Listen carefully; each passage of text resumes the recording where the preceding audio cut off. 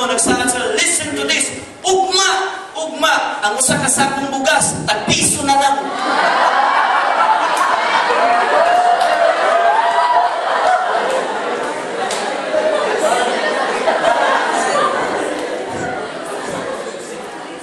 Now we're all excited. Piso na. And that is what actually God was saying. No, it doesn't really mean nga tomorrow tagpiso na lang. I tell you, kung na-increase sa plite, no, i-increase ang gasolina, i-increase po ang plite. Ang pilang plite karon, city. Konsunod ko dali day. Last time isa kay ko, 350 pa man to. Mas basta na rin. Hapon na to rin.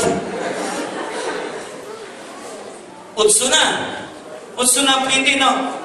Pag-ubos sa, pag-rollback sa gasolina, asa man ang muna ang utso. So, makayong taging posible, but what God is telling us here, kung maminaw lang kasayaha, and we do the right things, we don't become desperate and do foolish things, but we listen to Him, He will bless us so much, na bisan pa o tagsay sinta ng kilo sa bugas. What is 60? It's just 1 centavo for me. Ano na yung pasabot? Di kayo umatag piso na. It means God will bless you so much na bisan pag magsalingwang ang tibok kalimutan, you will have money to pay for it. Because God is our source. Listen to God. Before you get desperate, paminaw sa Ginoo. Ikaduha nga butang. Don't doubt. Inihigayon na nagduduha ang ministro pag ipadala sa hari. Ingon siya, oh, mani. Tungod na sa gutom ni mo ba? Hapit naman hinong alas 12. Everything comes alive at 12. For some, alas 6, alas 5.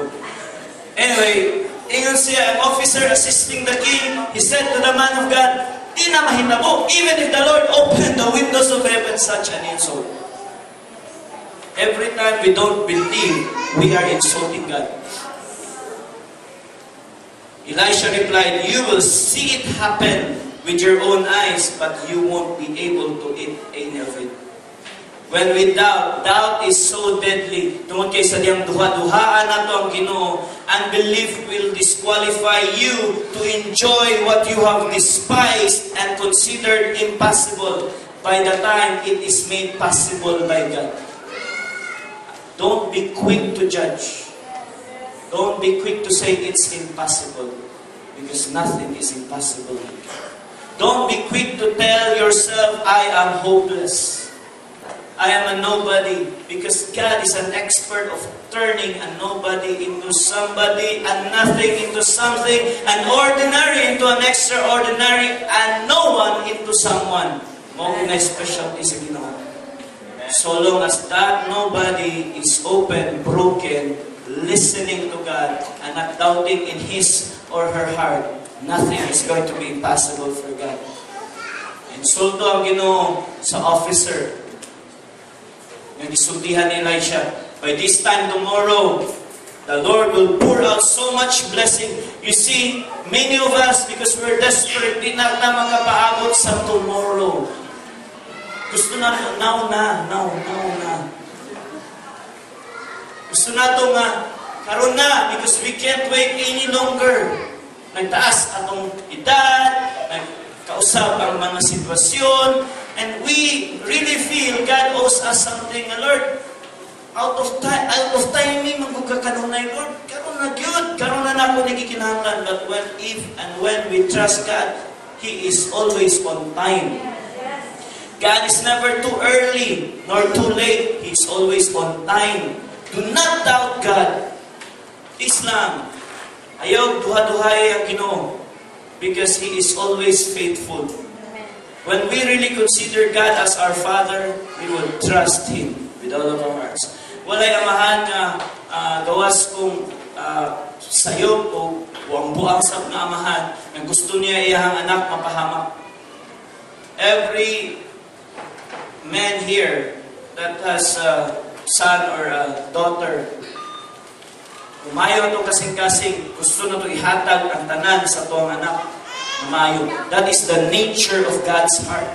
You see, some of you cannot relate to God as a father because we're thinking that God, father na ko, abusive man. Ang father na ko, wala man dyan ko niya gilaw. And so, but this time, you need to understand, kung i-abandon mo galing ka sa mong mama, sa mong papa, God is your heavenly Father. He will provide for all your needs. Bible said it. Jesus told us and taught us to pray. When you pray, address the Father. Our Father in heaven. Hallowed be your name. Kingdom come. Will be done on earth as it is in heaven. Pangayo sa imong Papa. So many of us, dili gusto o dili mangayo sa tuang Papa. Mangayo tas ng Papa. Let us be like children in faith and asking God the Father, do not doubt. Doubt is deadly. Tabaw mo sa nahitabo aning nga mensahero sa unahan nga mga chapters, sa verse 2 man na, but in verse 17, okay, kita gyud tungod ang panalangin sa Ginoo, which you will see in a while. So, the king appointed his officer, grabe ang mga tao, ni dagan, ni rush, pero ting dagan padulong sa panalangin sa Ginoo. And so, i-control, isugo niya ng mga officer to control the traffic at the gate, but he was knocked down and trampled to death as the people rushed out. So everything happened exactly as the man of God, Elisha, had predicted when the king came to his house. So it happened. And the man of God had said, you will see it with your own eyes, but you won't be able to eat any of it. So it was. The people trampled him to death at the gate. Sa kubang gingon, do not despise what seems impossible sa pagkakaroon. Keep up the faith. Come on, hindi mo tapat. Keep up the faith. English siya, don't doubt. What is it that you have been believing the Lord will give you? What is it that the Lord has been promising you? As a church, I tell you, the Lord is promising so many things. And one specific thing the Lord promised to the church, the body of Christ, is that the church will become an influence, that the church will become a salt and a light. Wa pa ko'y nakita nga linuto, ganahan ako magluto, nagkisagulan o kasino niya, natabang ang linuto. Experience mo na? Kaya sinanagaling hinuon, natabang ang hinuon. It is impossible. Therefore, us as a church will become an influence. Amen. Karon kung kita'y masakol, may sulangan, nanapuning mga kuwan ay babay-babay sa hangin. We are not a positive influence, but rather we are a negative influence. But I am believing without a doubt that God is raising up His church to become an influence. To become what Jesus predicted the church to be, that the gates of hell will not prevail against us. We will be in such a financial capacity wherein all the bills will be paid and we will problema sa kwarta. We will be in such a financial capacity wherein we are blessed wherever we are, whatever we do. We will be in such a financial capacity as a nation, we don't have to go abroad and leave our families para lang maka-earn of dollars dito. Because the pasture is not greener on the other side. The pasture is greener where we water it. Yes. I believe in nation transformation. I believe something can happen sa Pilipinas. Don't doubt. Because God is able to transform. There have been a lot of prophecies for the nation of the Philippines that we're gonna be a blessing to others. I believe that with all of my heart. You know what? I've been holding to lots of promises the Lord has given me for my family. The Lord has been giving me lots of promises for the disciples that God has given me. The Lord has given me promises every day. Kung sa diyang mabasa ta sa pulong sa Ginoo, tagaan kaniyang saad. Tagaan kang saad sa Ginoo, ayaw duha-duhay, tungod lang kay nalangan gamay. Tungod lang kay di mo makita karon ang blessing kay mahal kay palaliton, mingon na rin kay imposible kaayo na. That's what happened to the messenger. Di niya makita ang kaposibuli sa buhaton sa Ginoo. Yung siya, that's impossible. Kaningon si Elijah, by this time tomorrow, something is going to happen. Tomorrow. Wa kaling karon, tomorrow na ba hinuon? Kanang may nota nga, Brad, magplano ta kay para sa itong kaugmaon ni. And because you're so desperate, yun na, plano, wag ka litay kupter, plano na ba noon?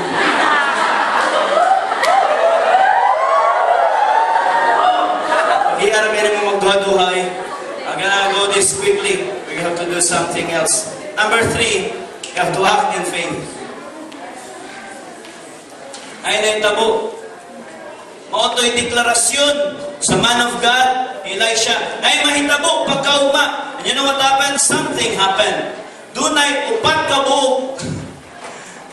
Sa tanan nga mga tao sa tibok Samaria, upat ka buok, mga sanglahon. Katong mga worst case nga mga tao, katong lami ka ng ulod na laywa ka pirma ba? Patay na. Kanabitang kutanan, wala naging paglaong. When you are in your utmost desperation, you are qualified to be used by the Lord. Ikaw ang gamiton sa Ginoo, mas ikaw ang gamiton sa Ginoo nga makakita og solusyon. And these 4 men, you see, dili man kutabangan sa Ginoo ang mga tao, mauna-una nila, naapa sila mabuhat. Dili tabangan sa Ginoo ang mga tao nga nagsalig pa sa ilang kaugalingong kahibalo o kaalam. Amen. I tell you, kung gusto kang mahilon na, i-plaster sa Ginoo imong kaugmaon, ayaw pagsalig sa imong kagwapa. Ayaw pagsalig sa imong kagwapo. Trust God. Mahilon na sa Ginoo. Ako ni salig radyo ko sa Ginoo, tanawa ko asawa, di ba? Kagwapa kayo. Akong muna-unang, huna-hunaon, wadyo ko'y paglaon dihan niya. Pero mga igsuon, wa ko nagsalig sa ako ang mga ludabi. Wa na ko siya gigamitan og mga linatin. Ang ako ragyo din taong gigamit, akong mga tuhod, akong gipilo, nag-ampo sa Ginoo. Maluoy ka sa ako ang balat. Ayaw sa ka-inspirado. Oy, bata pa kayo ka. Ako ba ngayon nga, ha? Pa kayo yan? Ha? Karoon na ba din na? Kami, ha? Virgin pa ka? Pagkara ko na sila, kunyag na ng virgin ko, na ikaw, di na, anytime pwede kong mapriyas ni mo, pero ikaw, di na kang priyas na ko. Ano tayo ko yan?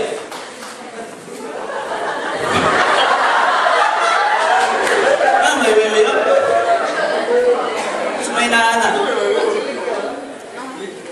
May pahiluna ang mga kasino. Act in faith.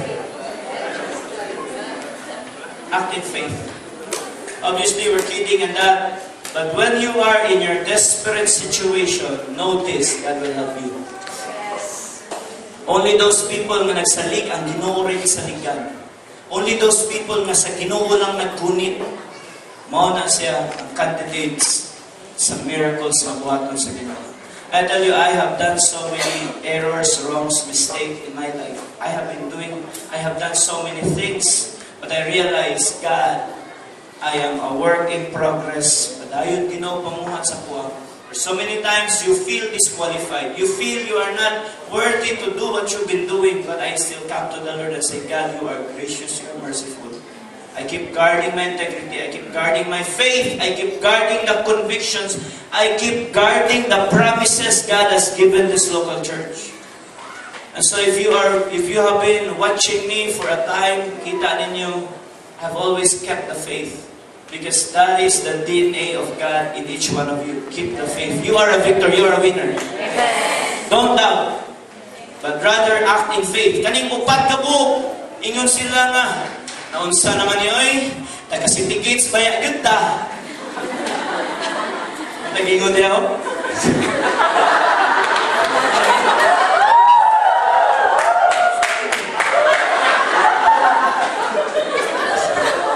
Sa mga ni listod na dyan kayo taani.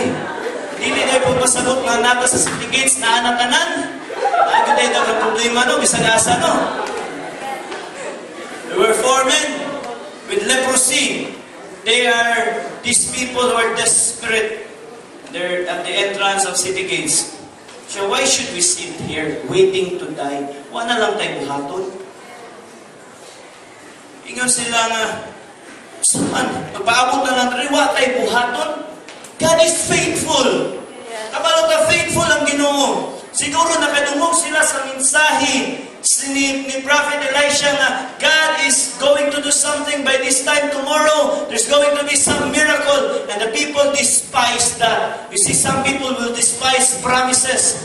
But if you are going to listen to these tips for a desperate person, you will listen to God. And you will not doubt. And probably these people, they acted in faith. Ang ilang ibuhat, ingon sila, we will starve if we stay here. But with the famine in the city, kung musunod na dito, patay ka mo ta. We will starve if we stay here. But with the famine in the city, we will starve if we go back there. So yung sila nga, patay kung patay. Sumot na din itong mga kontra, mga itag, ingon siya dito, so we might as well go out and surrender to the Aramean army. Kung ilat ang buhion, mas maayo. Kung ilat ang patyon, dead now, dead tomorrow, same death.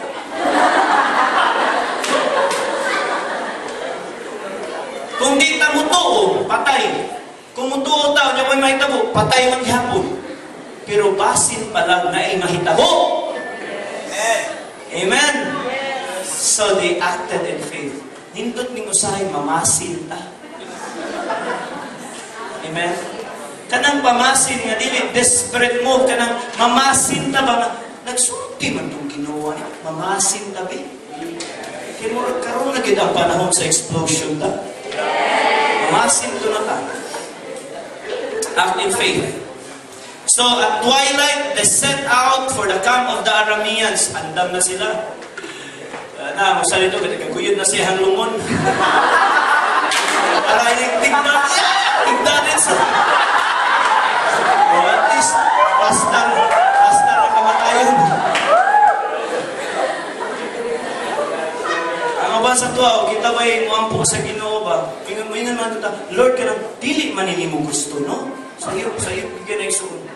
Ang mga ito nga, Lord, di man hindi mo gusto, no? Kanang negative na tandaan. Let's come before the Lord as I preach sa issues of the heart. We must ask God politely. When we ask something, we must ask politely. When we must ask boldly. When we ask appropriately. When we act in faith, we are doing what God wills. And so these lepers, niadto sila. Una-una sila, mauna ni, patay kung patay, mapabilin ta patay, usulong ta, basin di kayo. Basin di kaluyan ta. And so, you know what? When they came to the edge of the camp, magtanong nila, wa may tao? This is in verse 5 to 7. Walay tao. Ang nahitabo ay the Lord had caused the Aramean army to hear the clatter of speeding chariots and the galloping of horses and the sounds of a great army approaching. Nangalisang di ay ang mga kontra nila. And imagine, these are thousands upon thousands ready to attack Jerusalem. Mabitaw na sila kagawas, wa sila pagkaon, kay alirungan sila kontra. Thousands upon thousands nanagan, kaya ang Ginoo na malipog daghan kay edifier. Speakers, ipatingog sa Ginoo. Mga kabayo nanagan, mga espada, pero music na dito. Ang mga tuntong na rin taon, nangahatlaw, wala lang sila kabalo, edifier to siya, sound system, papares ani. Ito, Ginoo, cost so much. You know what? God can do the impossible. God can do the impossible. And so, dagan sila, they cried out, they panicked and ran into the night, abandoning their tents, horses, donkeys, and everything else. Apilang ilang bago lang giluto na humba na biyaan. Biyaan! Sabi ko, manalamin na kayo giluto. Nabiyaan o gapil! O ang mga gipanggutom kayo, wag may tao. Wag sila makita ang tao, pero na sila masimutan. Ang unang atlet nilang giablihan, mawag nilang may humba. Ang kao nila. They acted in faith. They acted in faith. You see, act in faith. Because something is going to happen tomorrow. Tomorrow. This is not a hopeless case na tomorrow ka nang nasa mga tindahan ba na magpaskin. Why utang ron, ugma na.